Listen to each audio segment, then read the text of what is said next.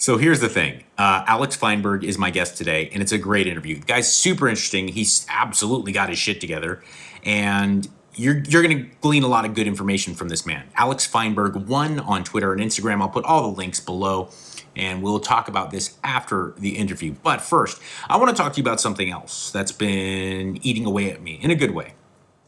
Like eating away at me in a romantic, erotic way, not like a piranha. So I will be very forthcoming. This is multifaceted. There's myriad reasons why I wanted to get into this. And one of them is for shameless self-promotion.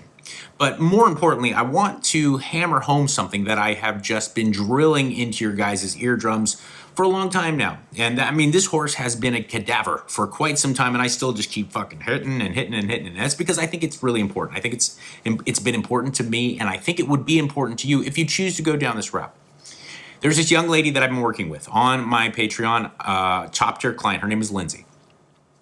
I asked her permission to talk about this, but I'm not going to get into too much detail out of respect for her privacy. Now, she works in law enforcement.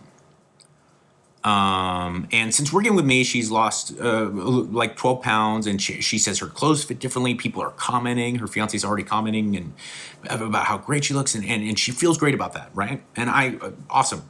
I was happy. I certainly was happy. The last thing I want to do is have people pay me money and help them and not see results.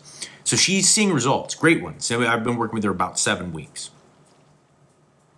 But more importantly, I wanted to talk about this, and that is that she works in law enforcement, and she applied for a promotion. There was an opportunity for a promotion, and she said that she went for it, and that there's still a long way to go, but she got like the call back. She went on to the second round of maybe interviews and things like that and evaluations, and she's just over the moon. And she said, I absolutely would never have had the confidence to do this if it wasn't for the work that I've been doing with you. It just made me get goosebumps. I was so flattered, and it meant so much to me. Now, the reason I'm saying this is not to pat myself on the back and not to just congratulate her again, which I certainly want to do. It's more for me to kind of illuminate something that like I said, I've been talking about for ages, and I want to hammer home to you, and that is physical activity, strenuous physical activity, training and nutrition. And if you're working and making the commitment to do these things to better your physique or your performance, it's so much more than your abs or your biceps or your butt, your glutes and stuff. It actually makes you into a stronger person internally. Your spirit is enhanced. And Lindsay is seeing this. She didn't have this newfound confidence because I'm so awesome. No, she did it because for the last 7-8 weeks, she's been committing to doing something voluntarily. Very difficult. And she's been showing up. And she develops more self-accountability. And she develops more self-respect. And subsequently, of course, there's more confidence. She's doing something voluntarily very difficult. And there's a graduated exposure to more and more difficulty. But you can see yourself behaving with discipline and starting to believe in yourself. And it means everything. It's been a nucleus for me in my transformation in my life, okay? Almost everything I've seen that's been positive in my life. 2020, it'll be, I'm about a month away. God, less than a month, I can't believe it. October 20th, I will be sober 20 years. Now, is that because I pump iron? Of course not. But hard training and eating foods that are nourishing and taking care of myself and monitoring how much I eat and all these things absolutely contributed a huge amount. Because I was doing things that in the moment I didn't want to do. In the moment you don't want to go do deadlifts or run sprints because it's tiring and it sucks. In the moment you don't want to eat a measured amount of sirloin and drink bone broth. You want to eat fucking Twinkies and pizza. I love pizza. I love ice cream. I mean, I do. You want that. But the more and more I would start to not eat that and eat other things that I knew were nourishing for me, the more and more I started believing myself. The more and more I thought I could be an accountable person. The more and more I thought, you know what, maybe you do have some discipline. Maybe you do have a backbone. And Lindsay has said in not so many words the exact same thing. So I wanted to share that story, like I said, for myriad reasons. One, I want you guys all to, give her the proverbial pat on the back and say, you go, because she deserves it. And so do pretty much all my other top tier clients. They all fucking make me do backflips because of some of the things that I see them do, some of the things that I see them achieve. Are they Nelson Mandela? No. Am I special? No, because I have abs at 43? No. But I'm a whole lot better off than I would be. And so are all of them. Something to keep in mind. All right. And if you're interested, I will put my link into the show notes along with all of Alex Feinberg's stuff, because my Patreon is available to you. Maybe you're interested in joining the top tier or any of the other tiers. I'm trying really hard. It's been really difficult lately, and I have to apologize to everyone, not only my top tier clients, but just people who follow me on Instagram, even people who are listeners or viewers of this show. I have not been able to be as consistent with creating content because my life feels like it's falling apart around me because I have these animals to fucking keep alive. And I'm not derogatory in a derogatory way talking about my children. I mean literal animals. And I love them. But being a farmer is hard, and I'm slowly, moment to moment, making it easier on myself by doing certain things. But my wife is working. By the way, Winchester's premiering on CW very soon. Fans of Supernatural, you're going to love it. The prequel to Supernatural, Winchester's, starring my wife. She's in New Orleans working. So I'm here.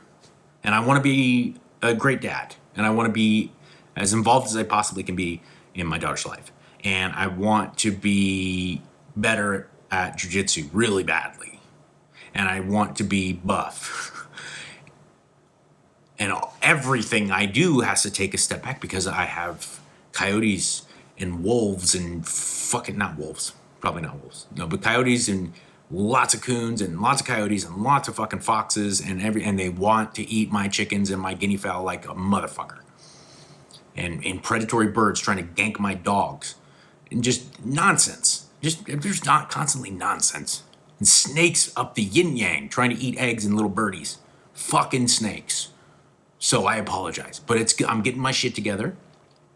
I'm doing the best I can.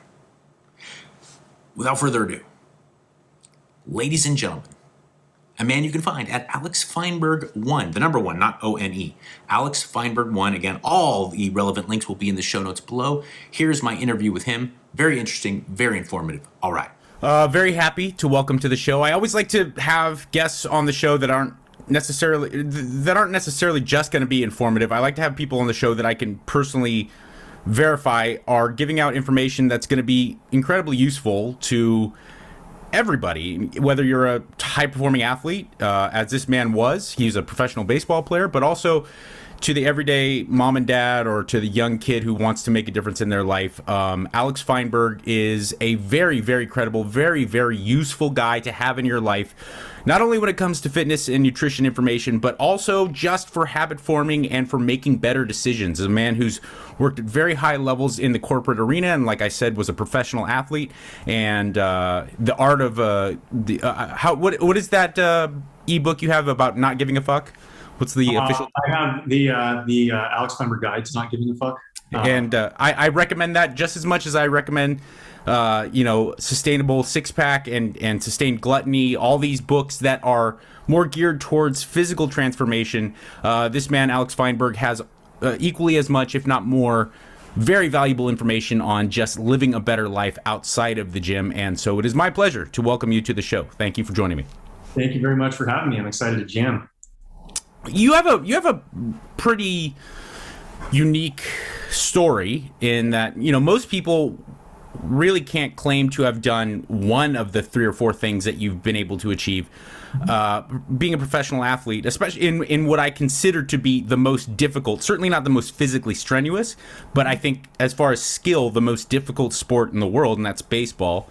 And then also working at the upper tier of the corporate industry, and then now you're the shirtless guy who is looking amazing Yeah. all the time, giving people information about how to eat properly and lifting and training. So just give me a little background on like how that happens. How I'm so fascinated by people's unordinary stories. Sure. And it may seem like a lot, from the outside looking in, but actually my life and career progression do make a lot of logical sense if you follow me step by step. So I grew up in the San Francisco Bay Area, middle class upbringing. My parents saved a bunch of money so we could live in a good school district. So I was very lucky that back then, they taught people actual thinking skills. Right. I grew up believing that logical thinking was of utmost importance. But not only that, I wanted to be a professional baseball player. And I wanted to be a professional baseball player because I didn't really realize that there were entrepreneurs. I didn't really realize, companies have owners. I just kind of figured, you either become a famous entertainer or athlete, or you go work at a company. Like literally there was 2 career paths as far as I was concerned at 15. And so I decided, well, I don't want to just have a regular job. I want to be famous and rich. And so I wasn't that good at baseball, but I was, better at it than other things. And so I decided, well, let me just try to be as good of a baseball player as I could possibly be. I'm going to work as hard as I can and do whatever it takes to get as high as I can get. And so, hours and hours of training in the gym and on the track, the batting cage, taking ground balls, really shaped my personality, but also gave me a couple scholarship offers to Vanderbilt and Stanford. I chose to go to Vanderbilt because the offer was better, and I really liked the vibe when I was going there on my recruiting trip. So I moved out from the San Francisco Bay Area to live in Nashville in the fall of 2004. And what my baseball experience is, it actually ended up being very, very different than what I expected. I thought baseball was going to be about baseball. And it turns out that, I wasn't that talented compared to my teammates. They were able to do a lot of the things on the baseball field more easily, more fluidly than I was. And so in order for me to get recognition from scouts, from coaches, I had to learn how most people thought, because most people thought very illogically as far as I was trained to think. They thought very differently than me. And I really do you mind, in what sense? What did you notice in large part was the difference between how you were thinking and how they were thinking? Well, if you've seen Moneyball or familiar with that story, a lot of people in baseball are heuristic-based thinkers. So despite the fact that, say, I hit over 300 every year as a starter my 4 years at Vanderbilt, a lot of people didn't think that I was that talented of a baseball player because the fluidity of my swing wasn't at the level of something who would catch the eye of a scout. I didn't look as good in my uniform, even though I could run fast down the first base line. My running form wasn't great. And so people would think that my teammates who would actually run timed runs down to first base at a slower pace than me, they think they were faster because their form was more fluid.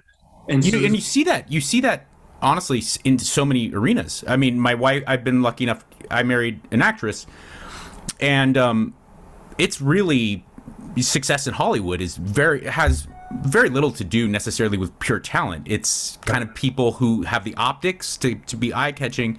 And I see it so much in combat sports where some of the pound-for-pound best fighters in the world are nowhere near the most famous or high-paid fighters. And so, when I was 19, 20 years old, I started noticing these things. And the first reaction is, well, eventually things will even themselves out, and eventually the cream will rise to the top.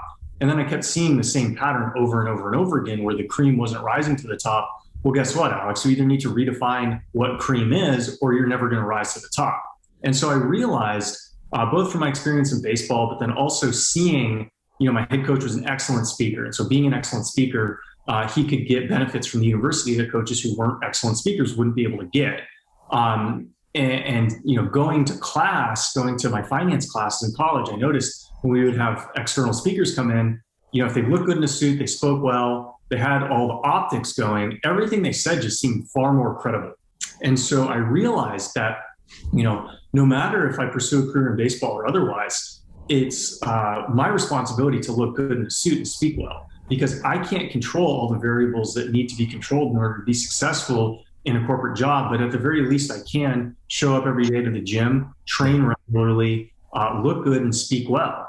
And so as my professional baseball career was coming to an end, I ended up connecting with a former Vanderbilt booster, Vanderbilt alum, who was running a hedge fund based in Hong Kong. And he and I got to speaking over several hours of Skype conversations. He really liked the insight that I had on human psychology. And so he thought that I could help pick stocks for him in his hedge fund.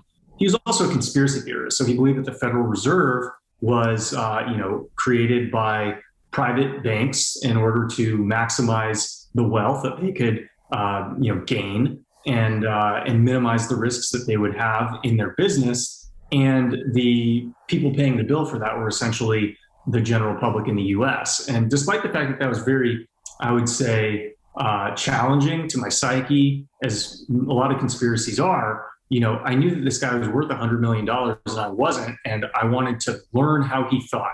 At the very least, I would be open-minded to whatever conspiracies he was bringing to me. Well, so it turns out you can actually go read the Federal Reserve Act. It's only like 29 pages long. Read it over lunch if you wanted to. And unlike, the Affordable Care Act, which is like thousands of pages, you actually can tell reading the Federal Reserve Act exactly what's happening during your lunch. And I read it and I thought, wow, it says exactly what he says it says. So I probably believe this. And I really internalized it. And I started to think, okay, so if interest rates are controlled by a small banking cartel, what are the second order effects of this? And I realized that the tech sector was going to do incredibly well in a subsidized interest rate environment. It would mean that pension funds would not be able to get the standard 5, 6, 7% yield on bond portfolios, and they would have to take more risk, put more money in venture capital firms who would then cycle it back into startups and give them insane valuations that they didn't really deserve. And I realized that life's hard enough if you work hard without the wind at your back. So you may as well try to position yourself in whatever you do with the wind at your back.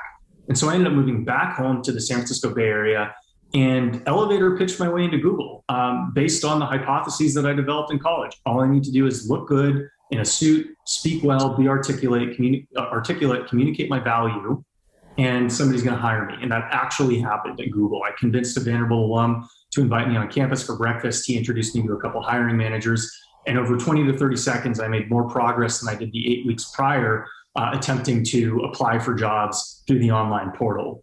And so I ended up working at Google starting in 2011. I stayed there for 6 years, trained regularly, trained every morning before work. And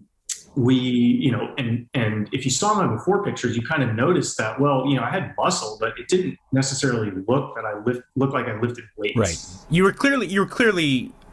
were never a slob, but right now you're one of those guys that, like, you show up at the hotel pool, everyone's like, oh, damn, all the guys are like putting their head down and all the girls are like, oh, okay. Right. And it is. I'll let you continue, but it is rather interesting. And one of the reasons why I started to follow you and closely align myself with a lot of the techniques and ideas you were talking about is that you really discovered that it's not about training more. It's about doing things smarter. Right. And so this all changed when I took my second job at Google, which was a strategy role.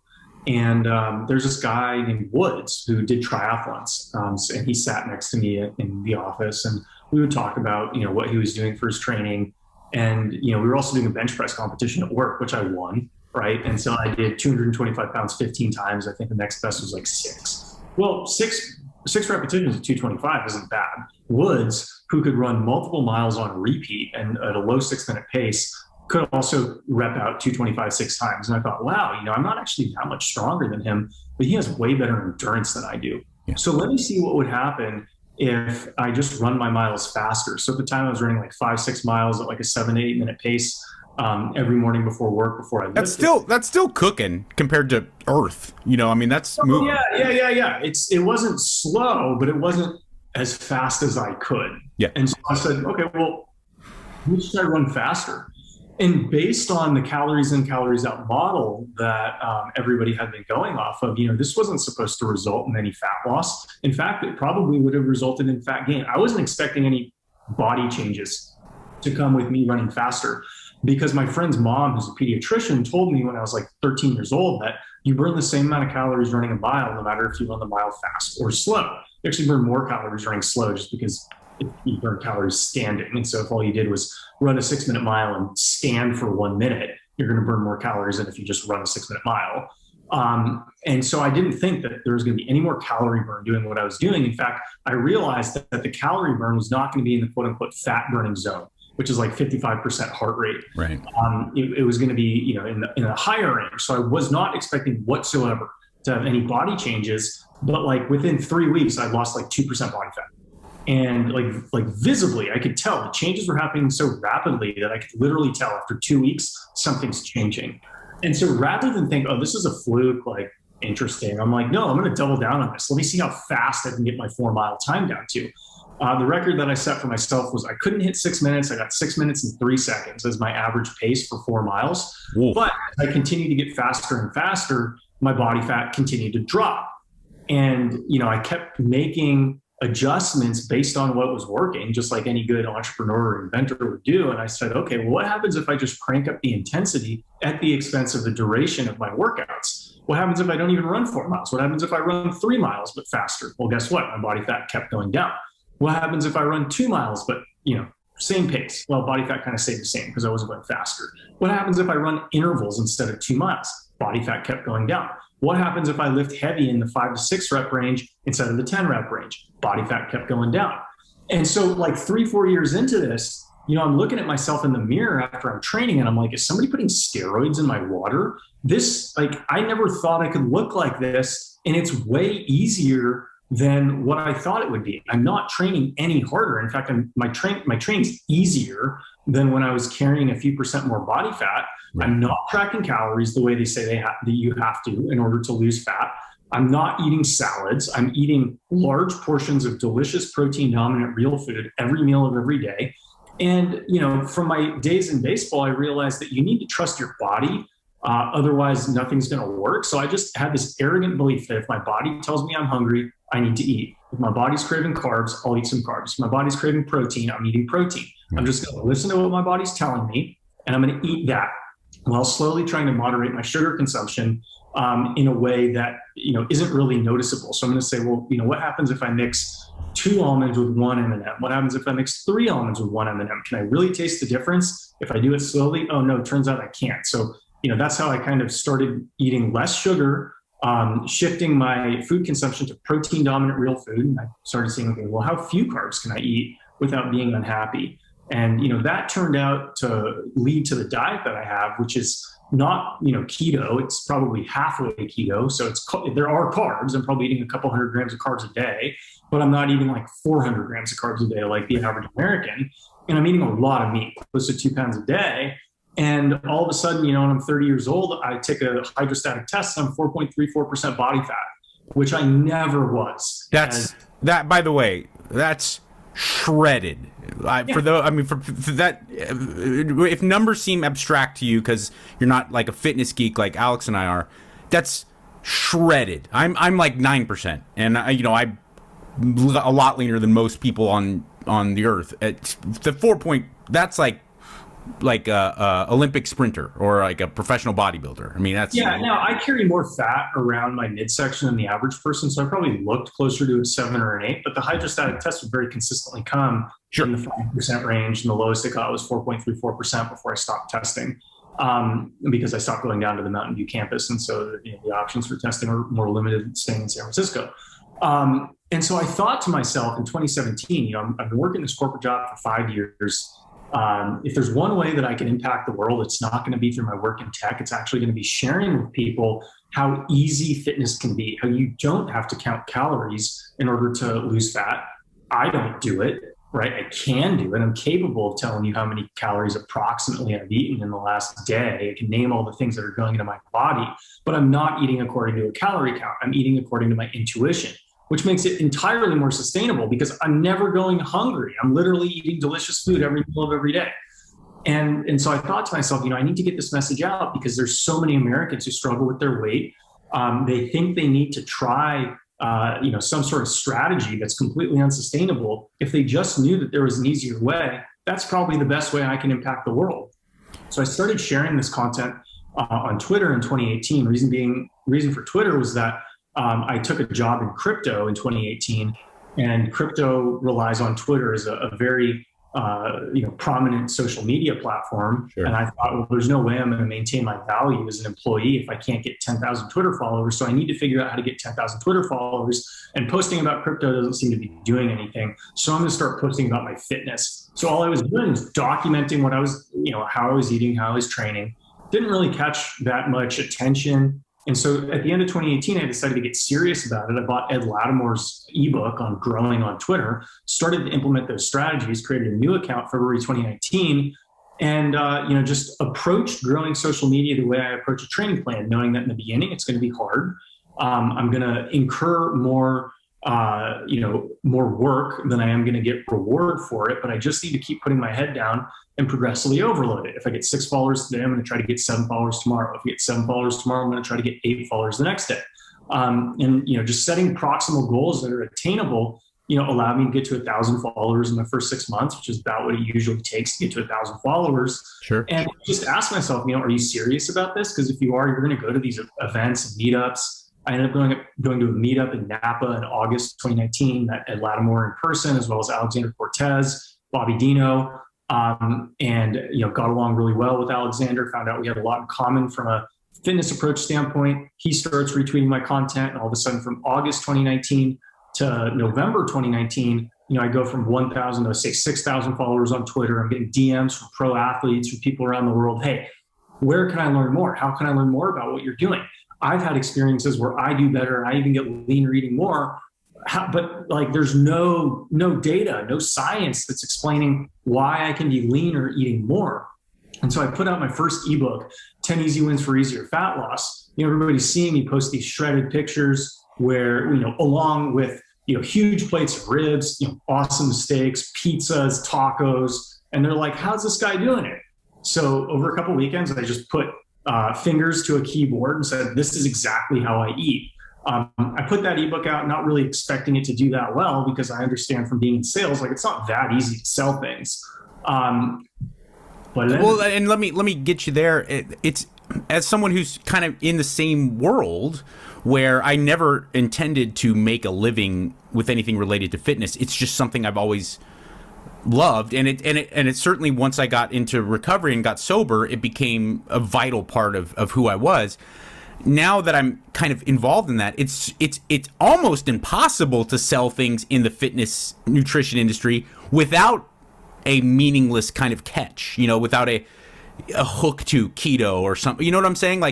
What you're selling, intuitive, kind of very fundamental, solid information, doesn't necessarily have the same grab as SEO. People don't know how to categorize it. People ask me, what diet do you do? And I say, my diet. Alex Feinberg's diet. Yeah. There are elements of there's elements of paleo in it. There's elements of keto in it. There's not really elements of intermittent fasting in there, but there is no name for it. The name for it is Alex Feinberg Intuitive Eating. Yeah. And so, I didn't have any high expectations for how the product would do. I thought I would maybe sell several $100s over its lifespan. I thought, that's okay. It's going to get good information in the hands of people who want it. Well, it ended up selling $900 its first day. And I thought, oh, interesting. I did not expect that. Maybe I can make $15,000 selling this product. That would be cool. Buy a nice watch with it or something like that. Never really expected to be able to leave my job. I kind of thought when I was creating my account in 2019, if I can figure out how to make $10,000 a month in online money, that would be amazing. I could live in there, work for myself, do all that. Well, it turned out I kept putting out products that were just related to how I was living life. I put out a recipe book a couple of months after, did just as well. It's since done better than my diet book. Put out training guides, put out a masterclass. And by July 2020, when the world was kind of shut down for COVID, I was not going to shut my life down. I kept traveling around the US, seeing friends, doing things that I was going to do. I just wanted to be intelligent about it. And by July 2020, I made $8,000 selling products that had been around for several months. So it wasn't like I sold a bunch on launch month and then they crashed. It was no, these products have been around for 6 months. Sold $8,000 from it. Okay, that's a good amount. That's not something to be taken lightly. Let me see if I can do it again in August. I did another 8,000 in August 2020. I'm okay, well, let's see if we can do it again. Let's see if we can get 25,000 in Q3. I did 10,000 in September, so I did like $26,000 in Q3 2020. I thought, okay, that's a good quarter. Let's see if I can do it again. Did another 25,000 or more in Q4 2020. And so at that point, the crypto markets were taking off. All of my income was online. I wanted to work for myself. I had some savings. I thought, okay, 2021 is the year that I'm going to start working for myself, and I'm going to try to scale this. And so I moved to Austin in early 2021. And by May of 2021, started doing it full time. And, as you mentioned, selling fitness products without a hook isn't the easiest thing. And so I realized, like, the more random things I observe and talk about, the more followers I get. So I don't actually need to talk about fitness to get more people interested in fitness. I have actually worked, corporate jobs for like 8 to 10 years. Hedge funds, management consulting firms do pay me up to $1,200 an hour to get my point of view on Google, crypto markets. And so, like, I'm not a dumb person. Like, I can talk about a wide variety of subjects. So I'm just going to do that on my Twitter and see what happens. And as it turns out, a lot of the shortcuts that I have developed from baseball and applied to not just training, but life, have a lot of residual value for other people. And so it turns out the way I approach my corporate career is really valuable for many people. I was able to continually get raises, make, 6 figures every year I was in tech, except my first year I'm close to 6 figures, but not quite that. And, figured out how to not do, a terrible amount of work that was going to be debilitating to my body, while simultaneously, holding time aside for training, because I realized that, hey, if my company lets me go, but I'm still in good shape, I can interview for another job and get one. Or if my company lets me go and I look like a slob, the likelihood of me getting another high paying offer is much, much lower. So I never wanted to reduce my negotiating power in the labor market by depreciating my body. And, I take that mindset to the career coaching that I started offering because my audience wanted it. And so now, having been doing this full time for 16, 17 months, about 50% of my revenues from product sales, 50% from coaching sales, and all in maybe 10 or 20% of that's from coaching people on how to make more money and work less doing it. Right. And that brings us to where we are today. It's very impressive, man. And I really admire it because I'm probably more similar to a lot of your teammates in baseball in that I'm a radio guy. That's what I do. I'm a communicator. I talk and I like having conversations. And I've had a lot of people, especially people who have lengthy careers, pat me on the back and tell me I'm good at it. So I have that natural gift. I do not have the ability to kind of analyze things the way you do and just grind and put my head down and promote myself and analyze things and use metrics and analytics to then build myself. I'm completely incapable. I'm that guy who's like, well, let my manager deal with it. So I find it so I'm envious, and I really do admire your ability to maximize what you have to offer, which I do at the same time find it to be incredibly useful and credible. Yeah, well, people are surprised. A lot of times when, especially if I have like a viral tweet go out, people see my profile picture with like shredded abs and they just assume I'm some dumb gym bro. Yeah. Oh yeah, like no, actually, like Mikey's higher than the average doctor, bro.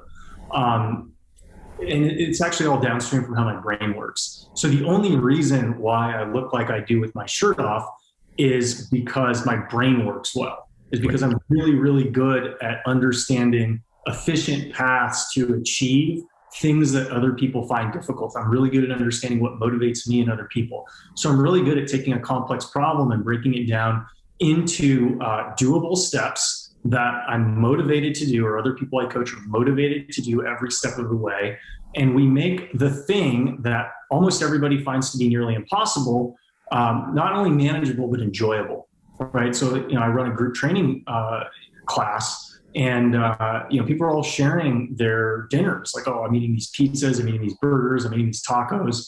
And we're all congratulating each other. And we're also congratulating each other on the days that we take off from the gym. Because that's one thing that fitness gets wrong. When you believe fitness is about calories in, calories out, then every time you skip a meal is a good thing. And every time you go to the gym is a good thing. But the reality is we know that that's not true. Right. You need to eat in order to have powerful workouts, and you also need to rest in order to have powerful workouts. So if you're not eating enough and you're not resting enough, and you're just following this calories in, calories out mindset forever, you're going to drive your metabolism into the ground. You're going to find fat loss to be excruciatingly painful, and then you're probably going to quit. And so all of this is downstream from my analytical ability. Like, I was born with good analytical ability. My parents told me I taught myself multiplication when I was like 6 years old. And so numbers and analytical thinking are probably the predominant reason why the things that have been easy for me have been easy for me. It also, resulted in challenges to be a competitive athlete, because oftentimes as a competitive athlete, you don't want to be that analytical so you can perform better in the moment. But everything that I've done and do is downstream from how my mind works. Touch on, for me, I'm always interested in how someone who's clearly, a high functioning guy who works at high levels in corporate industry and who is a professional athlete and can transition and do what you've done now in the fitness industry as an entrepreneur too. Give me some ideas on how you manage the stress to be able to continue doing it, because that's the bane. I'm very committed to my nutrition. I'm very committed to my training. I'm very committed into developing myself as a human. But when my daughter's driving me up the wall, and I'm a farmer now, and coyotes are eating my chickens, and I find out something happened professionally that bothers me, that's when I see, like, the cortisol goes up. I want to eat everything in the pantry, and I can't train. I can't focus. Do you have any tips or ideas on how I can make that more sustainable? Because I feel like, especially in today's kind of landscape, a professional landscape for the older people who are parents and things like that, that's a big problem, where you're allowing the outside stuff to affect what you really want to do. Well, my background in it came from sports. And so before answering that question, I'd ask, did you play sports? What was the highest level you played sports at? I was I would say a very high, I was never like grade A blue chip guy, but I was a high level high school athlete with college in front of me, people talking to me about it, but I was such a bad student that it wasn't even realistic. What sport? Baseball, football, soccer. Okay, and I was, I had small school kind of interest with baseball and football, and then I had like real kind of a future ahead of me collegiately with soccer. But like I said, I was a D, C student, so I wasn't that good to compare to my grades. What position did you play in baseball? I played third base, and I was a pitcher, but I was a mediocre pitcher. I was a good third baseman, and then I had some power. I had some power too. Perfect. So when you were a baseball player, when you made an error at third base, did that result in a meltdown? What was your mindset after you made an error? Typically like, fuck, I hope that doesn't cost my team more runs, and let's pick myself up. There's another player at bat. I got to pull myself together. So that exact mindset is the mindset that I take every time something knocks me off course. It's a lot of crazy shit's going on around me. What's the smartest thing that I can do right now, right? And so if you have a lot of challenges going on, your daughter's driving you crazy, you've got animals, chewing stuff up on the farm, you need to drop everything and take care of that, right? Yeah. But once that situation's been resolved, then the next question is, what's the smartest thing I can do? Right. And so that's where the analytical thinking comes in to help me, where, maybe the smartest thing isn't to try to go deadlift heavy. Maybe it is try to go deadlift heavy, because, one thing that you notice when you have heavy lower body lifts or any heavy lift for that matter is it's a lot harder to harbor stress when you're pushing your body to its physical limits. And so workouts can be used as stress mitigants, right? And so when you realize that workouts can be used as stress mitigants, you also realize there's a certain style of training that can be done to lower stress. Then you say, okay, well, maybe my goals today are going to be more stress management training. I need to figure out how I can get my cortisol levels down first and foremost, so that everything downstream from that doesn't get messed up. Okay, what's the smartest way I can get my cortisol levels down? I'm going to go to the gym. I'm going to do long duration cardio, and I'm going to do some heavy lifting for 45 minutes. And good chances more my cortisol levels are going to go down. All you can do is the smartest thing possible. And so, if all you do is the smartest thing you can possibly do, you end up taking the smartest step. And oftentimes, like, the reason why I've been able to have success isn't because, every single day I'm, on point and everything's perfect. It's just like I get 1% better every month. All you need to do is get 1% better every month for like 36 months in a row. And then you're unrecognizable. People think you're on steroids, but the reality is, no, you're just understanding, what's pulling you away from your goals. You understand what you need to do to accomplish your goals. You rest accordingly. You train when you have the capacity to train. You train lighter when you don't. And all you do is you push yourself to the limit that your body tells you that it has, which is going to be on a day-to-day basis. It's really difficult, I think, not only for me. I've kind of moved past it myself, at least in the gym, but a lot of people I coach, a lot of people I deal with just in my personal life that ask me fitness questions, because I'm sure, much like you, everyone always wants to talk my ear off, Mm-hmm.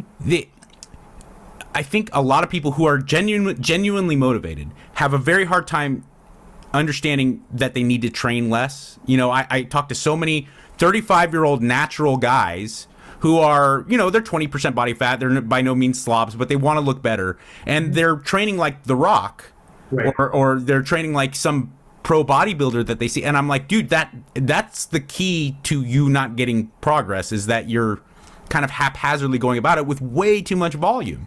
Right. How do you wrap your head around that? Because I'm sure a guy like as motivated and as ambitious as you are, there has to be some part of you that's like, I know I'm supposed to take today off, but man, I could probably go in and.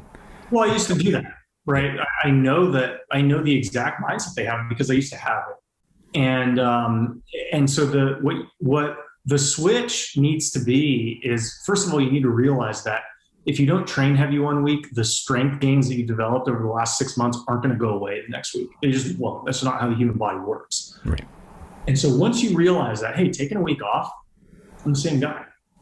You want to experiment with it, play jingle with it. Can I take a week off? Can I take 3 days off? Can I take a week off every 5 weeks? How does that work? Oh, my workouts are actually better. That's interesting. I'm stronger. Explain. Yeah. Right. And so it's like, okay, well, if you just do the thing that works and don't question why it's working, like, you're probably going to be better off than not paying attention to what works. Unfortunately, a lot of people who have extreme motivation in fitness and physique building, they take some degree of masochism to it. They take the phrase "no pain, no gain" a little bit too seriously, and so they're almost trying to punish themselves with their workouts. And they believe, like, oh, the more I punish myself, the better looking I'm going to be. And chances are, a lot of times, bad habits don't come by accident. Bad habits come because there was positive reinforcement at some point along the way. And so realistically, if they're 20% body fat now, they were probably 25% body fat at some point. And something clicked and they say, okay, I need to change everything. I don't like the way I look. I'm going to train like David Goggins. I'm going to train like The Rock. I'm going to do this. And you know what? It worked for the first several weeks. They did lose weight for the first several weeks. And so it's like, how do you tell a gambler that, hey, you got lucky on those 2 hands of blackjack, but you shouldn't just go sit at the table and quit your job to go gamble in Vegas, right? How do people get hooked in Vegas? Is by winning. They don't get hooked by losing. Sure. Their brain learns to recognize a false pattern, and they continue doing the activities that led to that initial dopamine rush, failing to realize that that was an aberration and it's not going to repeat itself. Right. And so once you realize that the lessons that you learned, the last 6 months may not be applicable to your situation today, and a different approach needs to be taken in order to go from good to great compared to the approach you took from average to good, then you realize, okay, well, I'm playing the wrong game here. I need to play the right game if I want the right outcome. Yeah, that's really good advice. I mean, I see it with a lot of clarity in the world of addiction. It's like, I didn't get addicted to drugs and alcohol because my first year of experience with it were terrible. Yeah. It was awesome. It was, right. Cocaine and booze are awesome. And right. I had a lot more fun and people liked me more. That's right. Why I kind of held on, even though my life was falling apart. Right. So it's the same thing. Like, people's psyches around their bodies are completely messed up. Right. And a lot of it has to do with the fact that most people ignore, when they become adults, they'll ignore their bodies until they look in the mirror and they say, oh, this is disgusting. Like, I need to make a change. And because they're approaching their body with hate, rather than like an artist or a competitor trying to optimize it, they just hit it with a hammer over and over and over again. And obviously, you're not going to get the best results hitting yourself with a hammer over and over again. But they're basically trying to punish themselves. And because they're trying to punish themselves, the path that they take is unsustainable. They're making choices that make them hate, their time in the gym, hate their meals. But it did lead to short-term progress, which is why they continue to do it. But then, they're never going to get below 15% body fat doing that in all likelihood. You could just kind of like, you'll be skinny fat, you won't be obese, but you're not going to get great. Right. Yeah, and I would love to talk now in specific about nutrition, because aside from lifting heavy weights, and I already heard you touch on that, and I just, I got goosebumps because I'm so happy, because I've been kind of pushing it so greatly for people that they think there's two things. People who are just getting into the iron game, they have two misconceptions that I just can't stand. And one is heavy weights is for big, giant, bulky people. Right. And that high protein is for just meatheads. Right. And that I just want to be leaner, so I'm going to lift light weights and do lots of cardio, and I'm going to eat a very moderate, if any, protein, because that's just for like old school bodybuilders, And you are very strong on your idea of protein dominance, and also on the idea of lowering that rep range and getting that weight up there and progressive overload. Well, people look at me and, I don't know, let's see, how's the lighting here? So I'm like, you look good, dude. But believe me, I'm getting a little insecure. Like my arm, Mikey's arms, they're like not small, but they're not big, And so people will look at me and they'll be like, well, I don't want to look huge. I just want to look like you. Right. And it's like, okay, you realize I can deadlift 525 pounds, right? You realize I can do my working. How much do you weigh? 185. Dude, that's pretty fucking impressive. Good, but it's not like, world class. It's not world class for a power lifter, but for a human, and a human as lean as you, that's right. Really fucking good. Right. And so I approach lifting the way, with the intensity of a bodybuilder. My workouts aren't as hard as bodybuilders because I think their workouts are structured incorrectly. But I apply a lot of intensity to how I train. I just don't have the volume of The Rock because I'm not on whatever steroids, human growth hormone that he's on. Like, if I tried to do what he did, my body would break. And also, if you wanted to be your height and by next summer be 220, you would probably start training like The Rock. I mean, a lot more volume, a little bit more moderate rep ranges, up the rep. That's specifically designed for being a monster. And I think people have it so backwards that they think that the higher rep ranges is for more like of a cutting phase, Yeah, and I think that came from, how bodybuilders approached it, but it's just not true. And so what people don't realize is muscle makes it easier to lose fat. Yeah. And it's very easy to explain this to people who have a finance background because you can explain to people passive income versus active income. Right. Yes. Right? Great analogy.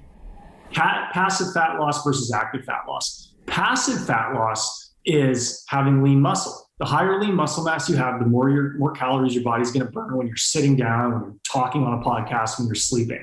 So because of the way I train and because of the way I eat, my body has been estimated to burn 2,600 calories bedridden, right? That's not even doing podcasts. That's literally like if I didn't get out of bed. Yeah. If you throw in the general activities of a day that don't include going to the gym, walking to my car, walking to the fridge, talking to people on the phone, then I'm at like an estimated 3,400 calories a day, right? And this is because of how I train. Remember, this calorie number is not inclusive of the calories that I'm burning while I'm training. I actually don't burn that many calories while I'm training compared to me neither. Yeah. Focuses on calorie burn in the gym. I don't focus on calorie burn in the gym. I focus on output in the gym. What that means is I'm burning fewer calories in the gym, but more calories outside the gym. The thing that people get wrong when they're trying to lose fat is they say, okay, I'm going to go do cardio for an hour because I'm going to go burn 600 calories in that hour. And then I'm going to cut my food down because if I burn 600 calories of cardio and I eat 400 calories less, I have 1,000 calorie a day deficit times 7 days. That's 2 pounds a week.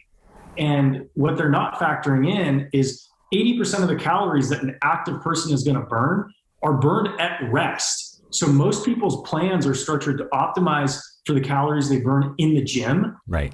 20% of the calories, rather than the calories they burn out of the gym, which is 80% of the calories. My approach, and the reason why it's so sustainable and so effective, is because I'm focused on the calories that I'm burning outside the gym, and I'm not even tracking calories in order to maximize the calories that I'm burning outside the gym. It just happens to work out that way, and that's why it's been so effective for so many people who I've worked with in training, who have purchased my masterclass. You know, most people, most fat loss experts will say, well, you can lose half a pound to a pound a week safely. I'm not putting people on unsustainable diets where they're eating 600 calories worth of salads. I'm telling people, this is how I eat, this is how I train. And they'll come to me, hey, I lost 22 pounds in 1 month, simply changing what I'm doing and doing what you're doing. And this feels sustainable. Hey, I lost 30 pounds in 1 month. I didn't even go to the gym. And I think a lot of times when people get so fixated on fat loss, they end up just crashing their metabolisms. Right. And also they don't turn, what you've done is turn yourself from this Prius into a muscle car. And I constantly try to hammer that home is that, of course, look, if we're just talking about expending a lot of calories, fine, go run a marathon. You'll burn shit tons. Right. But if you can end up being a 43-year-old guy like me, or 34-year-old, 36-year-old guy like you, just existing, I stay lean because I don't eat like, you know what I'm saying? Like if you can turn yourself into, a lot of people misunderstand that fat loss and sustainable kind of leanness is about inefficiency. Really. I mean, you become more of like an old muscle car because I burn, now becoming a farmer, carrying bales of hay, just living my life outside of the gym, I burn exhausting amount of calories because I'm lean and have a above average level of muscle mass. And especially women, most guys, you don't have a hard time convincing them they need to get a little bit more jacked. Most women hate hearing that because they want to look like, you know, fitness model, and they think they're just gotta sweat their fingers to the bone and then starve themselves. But yeah, and they also see like bulky CrossFit women like, well, I don't want to look like that. And it's like, well, the good news, you won't unless don't do any trend and you won't. Right. And the other thing is, what people don't realize is the physique that they want is actually 30% of the way towards the physique they don't want. Right. And so you would still take very similar steps to get the physique that you want. You just would stop what you're doing once you got that physique that you want. Yeah. And so if you're a woman, maybe you don't want the physique of somebody who can bang out 15 pull-ups. But good news, you can stop once you can do 5. And you can't do 0, right? You can't do 1 right now. Right. So you need to develop, and no, you don't need to develop so much that you can do 15, but you should develop so much that you can do 5. And then once you're at 5, you'll find, oh, actually, I'm a lot leaner with good tone than I didn't have before. And even for bros who want to, gain a little bit of muscle, I can tell oftentimes when I talk to bros who are like, hey man, I can't get this, I'm in the gym, 4 days a week, but my diet's all right, but I just can't get this like fat off. And it's like, well, are you doing any conditioning? No. Okay. You don't need to, live on the treadmill, but you should condition at a high level for a short period of time. What are you doing for your lower body workouts? Oh, I'll do some, I'll do squat, I'll do leg press. Sometimes. Leg extension. Yeah. Yeah. It's like, no. You most of your muscle mass is in your lower body. Right. So if you want the metabolic benefit of training, you need to train the muscles that are the largest, the hardest. Right. So you need to train your glutes, you need to train your quads, you need to train your hamstrings, you need to train your upper back. All of these muscles will make you healthier if trained properly, right? You're going to have more energy, your metabolism is going to get faster, and you're going to naturally be leaner if you focus on the right things in the gym. Unfortunately, when people focus on the wrong things at the gym, eventually that leads to burnout because they continue to try very hard, but the results don't justify the effort. The juice just isn't worth the squeeze. And that's just because they're squeezing the wrong fruit. Right. Yeah, it's a great way of putting it. One of the things I've gleaned from your teachings and from reading your ebooks is the idea of putting the conditioning in front of the weight training. Something I've never really toyed with. Because I came from that old school mentality that, look, well, why would I want to deplete my glycogen right before I go lift weights? I want to be, and then if my glycogen's depleted by lifting weights, then it'll be even better when I go and do some cardio or whatever. But if I now, I've explored and toyed with it myself, and then I've often given that advice to other people. If you analyze your interval training and think of it like weight on the bar and really hammer it, really focus on those intervals, not only you're going to be a little bit more loose, a little more warmed up, probably more physically prepared to lift heavy weights, but you're putting an emphasis on conditioning, which is something that most people, even strong people, fit people, don't do. So I think that's one of the major points that I've learned from you that I would love to kind of impart to everyone listening to this podcast too.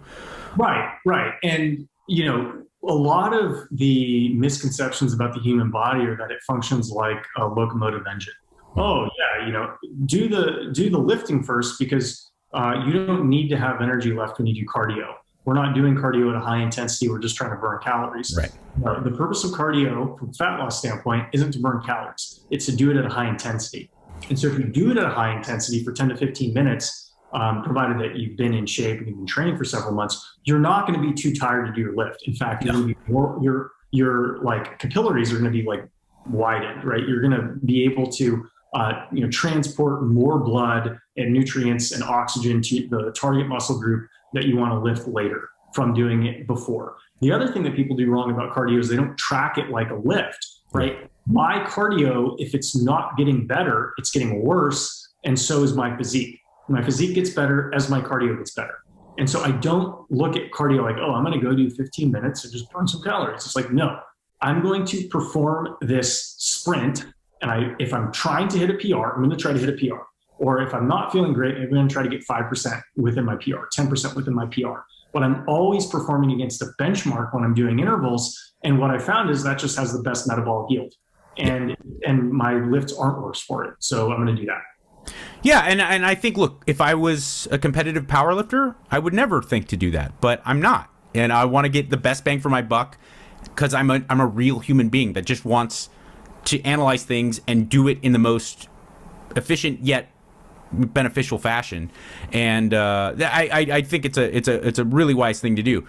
I wonder, how do you analyze and how do you kind of program things for people who are doing exhaustive things outside of just strength and conditioning? Meaning, a guy like me, I'm very committed to combat sports on top of my physique, but it's no secret that it takes its toll. It's very hard to kind of manage both. How do you feel about as far as like upping calories or upping protein and also kind of altering training to fit people who are also into other physical things?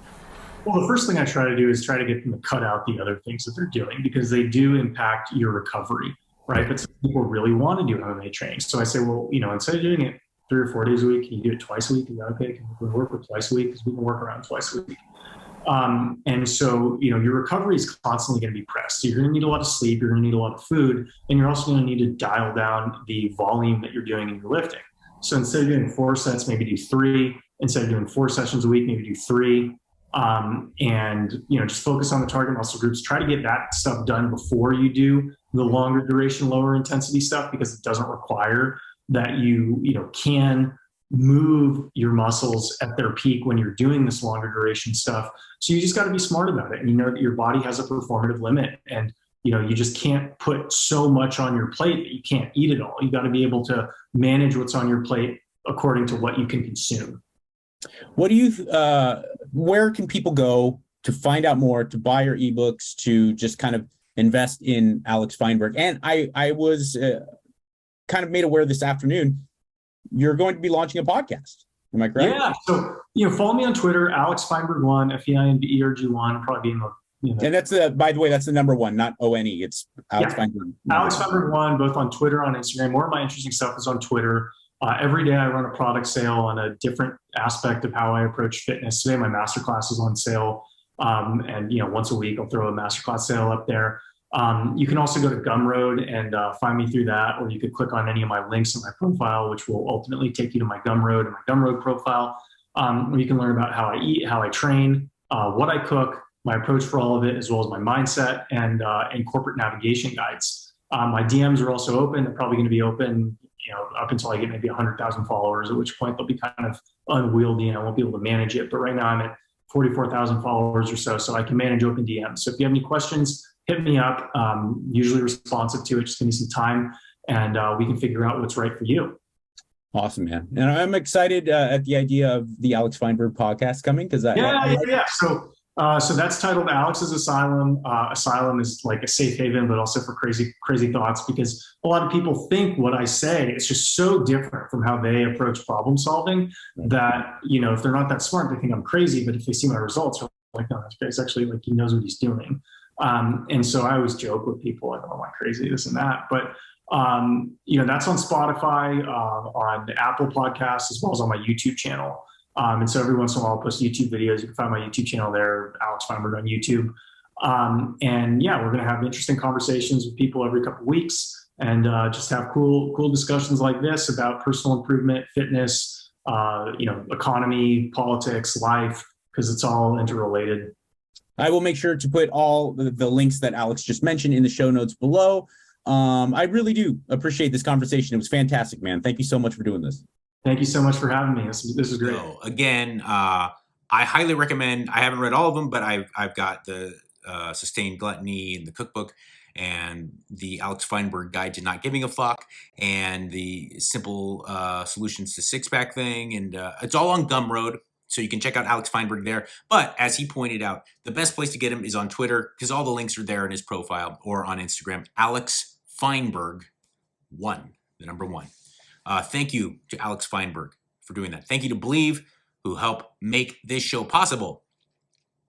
Thank you to Bet Online, and Magic Spoon, and Fume, and Blue Chew, and all my amazing sponsors who make this and make this show happen. Most importantly, thank you. You, the viewer, you, the listener. Won't you do me a favor? Like, subscribe, help me fight this algorithm.